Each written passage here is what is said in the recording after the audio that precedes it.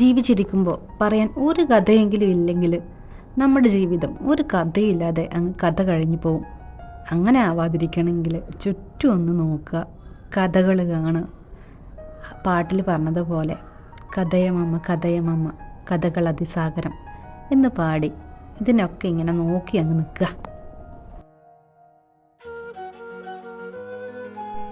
ഈ കഥയുടെ മോറൽ എന്തായിരിക്കും? ഒന്നുകിൽ ഈ പഴം ദൈവം അണ്ണാനോ വവ്വാലിനോ വെച്ചത്, അല്ലെങ്കിൽ ഇത് എനിക്കായി തന്നെ കാത്തു വെച്ചത്. ഇനി അതല്ല കഥയെങ്കിൽ ഇത് ഭൂമിക്ക് വിത്തിനായി വെച്ചത്, മണ്ണ് മൂടി കെട്ടിപ്പിടിച്ച് മറ്റൊരു മരമാവാൻ വെച്ചത്. ഇനി ഇതൊന്നുമല്ല കഥ ഈ ഉറുമ്പുകളുടേതാണെങ്കിലോ?